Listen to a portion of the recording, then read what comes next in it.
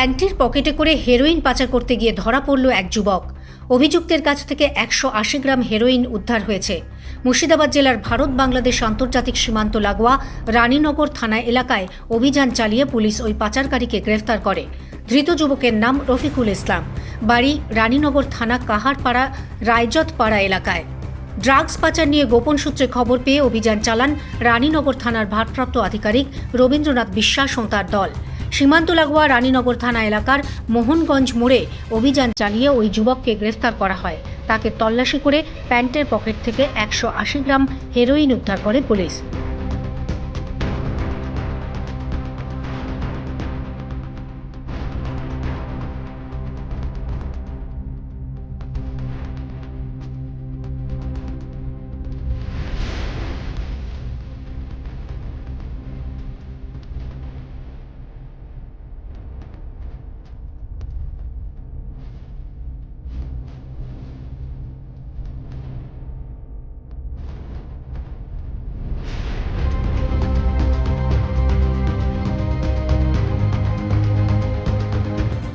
Mobile চুরি চক্রের পর্দাফাঁস।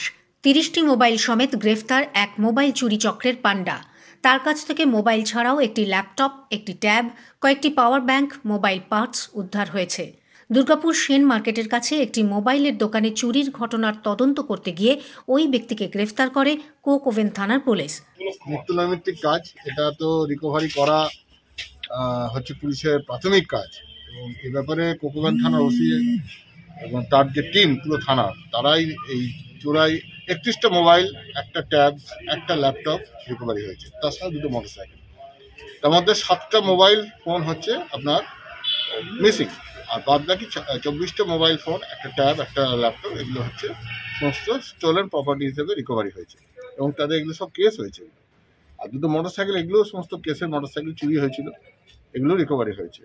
এই উদ্যম, এই এফোর্ট পুলিশের প্রশংসনীয়, এবং কোক ওভেন থানার ওসি, তার সঙ্গে আমার মেজবাবু এবং পুরো যে টিম, সেই টিমটাই পুরো অ্যাকশনে ছিল।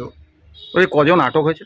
এখনো পর্যন্ত 4 জন অ্যারেস্ট হয়ে আছে, এবং আরও ইনভেস্টিগেশন চলছে। ফার্দার আমরা রিকভারি করার চেষ্টায় আছি।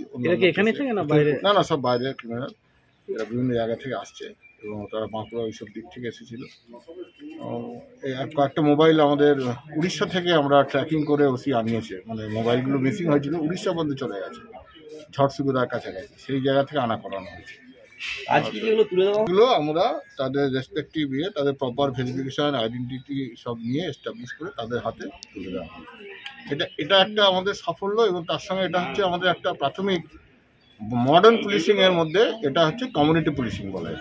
Community policing is a type of new concept. এটা প্রাথমিকভাবে মানুষের সেবার জন্য যে আমরা রয়েছি, আমরা আমাদের যে কাজ, এটা কাজটাকেই আমরা কমিউনিটি পুলিশিং হিসেবে দেখতে চাই।